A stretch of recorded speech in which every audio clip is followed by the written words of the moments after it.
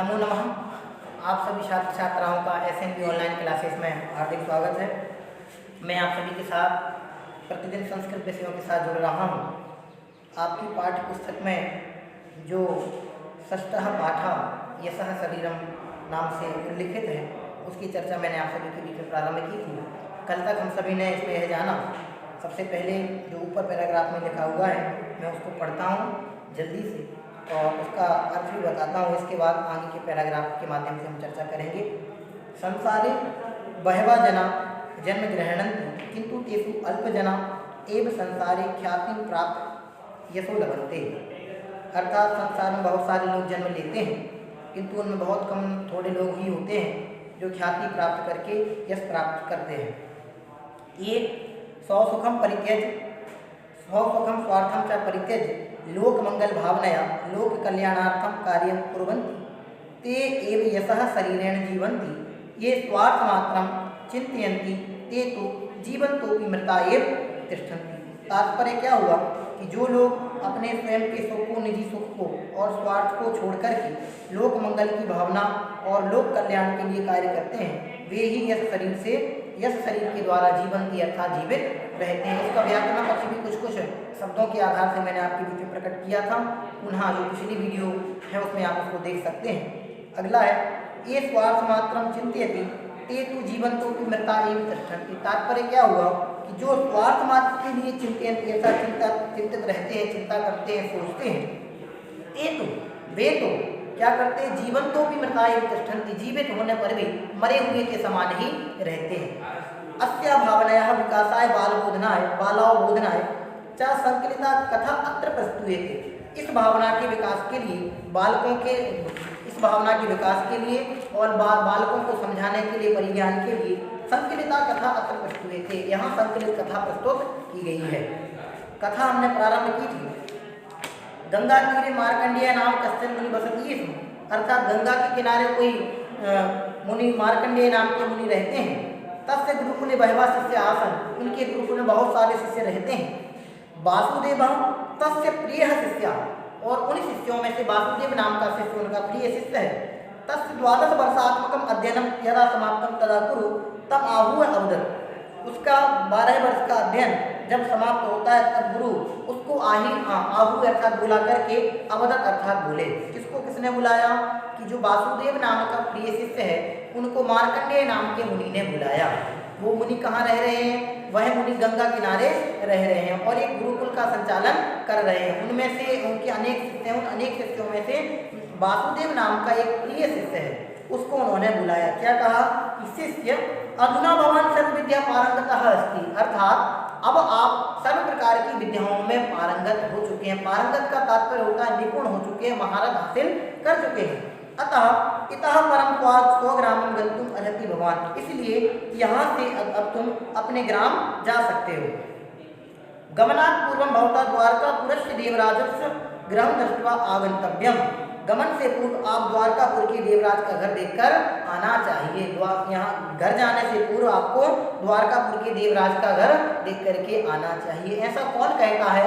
ऐसा मार्कंडेय नाम के मुनि अपने शिष्य वासुदेव से कहते हैं। आगे क्या कहते हैं? किंतु गृहस्थ्यान्ता न गंतव्यम। किंतु घर के अंदर आपको नहीं जाना है।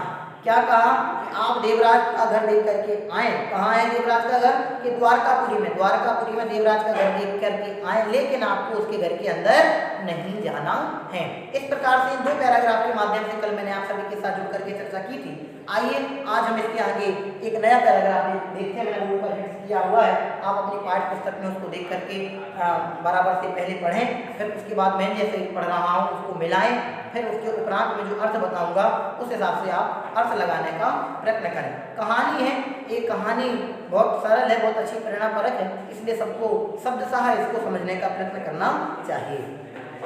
आगे है वासुदेवः तस्मिन् एव दिने द्वारकापुरं प्रति प्रस्थितवान्। दिनत्रयात्मकस्य प्रयाणस्य अनन्तरं तं ग्रामं प्राप्य सः ग्रामद्वारे स्थितान् जनान् अपृच्छत्। देवराजस्य गृहं कुत्र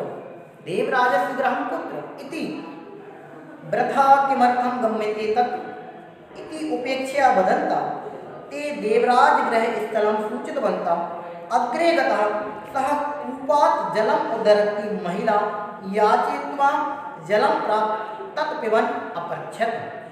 क्या पूछता है? देवराज गृहम कुत्र, देवराज गृहम कुत्र, तस्य पापिनः नाम किमर्थं मम पुरतः उच्चार्यति भवान् इति वदन्ति सा महिला ततः निरगच्छत एव। ओके, इस प्रकार से आप इसको पढ़ें। पढ़ने के उपरांत मैं इसका अर्थ बता रहा हूँ, साथ में पढ़ूंगा भी, तो पुनः आप उच्चारण देखते जाएं और अर्थ मिलाएं। वासुदेवा तस्मिन्नेव दिने द्वारिकापुरम प्रति प्रस्थितवान। जब गुरुदेव ने उनको, उनके मार्कंडेय नाम के मुनि ने उनको आज्ञा दी, आदेश दिया, तो वह क्या करते हैं आगे कि वासुदेव तस्मिन एव दिने, उस ही दिन द्वारकापुरम प्रति प्रस्थितवान, द्वारकापुरी की ओर प्रस्थान कर गया, द्वारकापुरी की ओर चला गया। दिनत्रयात्मकस्य प्रयाणस्य अनन्तरं तं ग्रामं प्राप्य सा ग्रामद्वारे स्थितान् जनान् अपृच्छत्। 3 दिन के प्रयाण के बाद, 3 दिन लगातार चलने के बाद, अनंतरम बाद तम ग्रामम प्राप्त, उस ग्राम को पहुंचता है, प्राप्त होता है।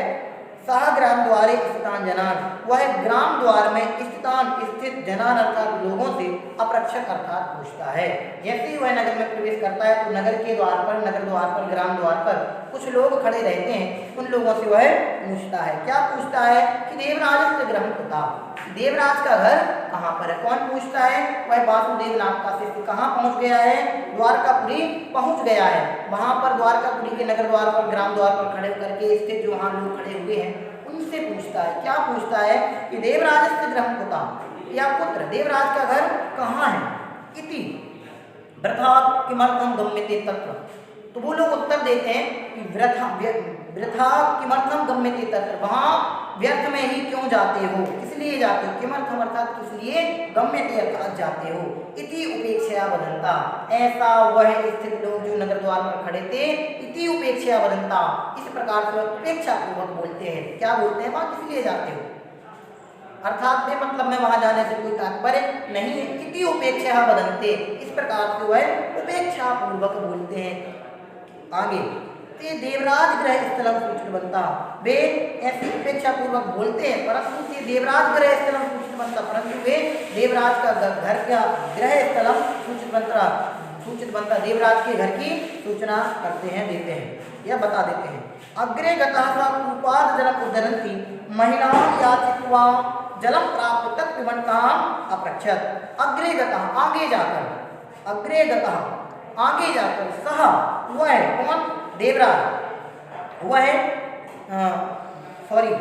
वासुदेव, सह अग्रे गतः, वह आगे जाकर कूपात् जलम उद्धरति, कूपात् अर्थात कुएं से, जलम उद्धरति जल को निकालती हुई, जलम उद्धरति जल को निकालती हुई, किससे? महिला से, याचित्वा, याच धातु है, कत्वा प्रत्यय है, मांगने के अर्थ में याच धातु का प्रयोग होता है। महिला में याचित्वा, महिला से मांगकर, क्या मांगकर?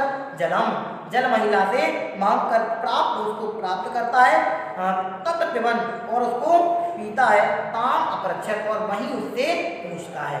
वह आगे जाकर एक महिला से मिलता है, कुएं पे पानी निकालती हुई महिला से मिलता है, महिला से पानी मांगता है, पानी प्राप्त करके उसको पीता है, और फिर पानी पीने के उपरांत वह पूछता है, ताम अपरक्षक से पूछता है, देवराज गृहं कुत्र, देवराज का घर कहाँ है। क्यों आया ही इसलिए है। क्या पूछता है? देवराज गृहं कुत्र, देवराज का घर कहाँ है। तस्य पापिना नाम किमर्थं मम पुरतः उच्चारयति भवान्, तो वह महिला आक्रोशित होते हुए बोलती है कि तस्य पापिना नाम किमर्थं मम पुरतः उच्चारयति भवान्, कि आप मेरे सामने उस पापी का नाम किस लिए उच्चारण कर रहे हैं। शब्दशः देखिए, तस्य, उस पापिना, पापी का नाम किमर्थं, किस लिए, मम पुरतः मेरे सामने, उच्चारण करते हो भगवान अर्थात आप। वह महिला कहती है कि आप मेरे सामने उस पापी का नाम इसलिए उच्चारण कर रहे हैं। इति वदन्ती सा महिला ततः निर्गच्छति, ऐसा बोल करके वह महिला ततः निर्गच्छति, वहां से चली जाती है। इसके बाद नेक्स्ट पैराग्राफ है, उसको भी मैं पढ़ता हूँ, वह भी आप लोग देखिएगा। किंचित अग्रे गतः वासुदेवा कंचित देवालयम् अपश्यत्, तत्र प्रसादत्वेन भोजन वितरणं प्रचलति नितरां बुभुक्षिता वासुदेवः जनानां पंक्तौ उपाविशत्। भोजन समये स्वपार्श्वे उपविष्टवन्तं उपविष्टवन्तं कञ्चित् जनम् अपृच्छत् वासुदेवा देवराजा किम धनिकम् इति तदा सा पार्श्वस्थजना दिग्भवन्तं। क्या कहते हैं? तदा सः पार्श्वस्थजना दिग्भवन्तं भोजन काले तस्य पापिनानां स्मारितम् इति बदन भोजनं परित्यज्य उत्थिता एव। एतत् दृष्ट्वा परिवेशिका वासुदेवाय अन्नं पैसादिकं न परिविष्टवन्तः एव अपूर्णोदरः एव सः ततः उत्थितवान्। ओके, इस प्रकार से शब्द सह मैंने इसको पढ़ा। अब इसका अर्थ देखिएगा। किंचित अग्रे गता, कुछ दूर कुछ आगे, और गतः अर्थात जाकर। गतः में भी गम धातु है, इसको ध्यान रखिएगा। किंचित अग्रे गतः, कुछ आगे और जाकर। वासुदेवा कंचित देवालय उपस्थित, वासुदेव ने किसी देवालय अर्थात मंदिर को देखा। देवालय अर्थात मंदिर को, अपस्यत अर्थात देखा। अपस्यत में भी दृश्य धातु है ना। अपस्यत अर्थात देखा।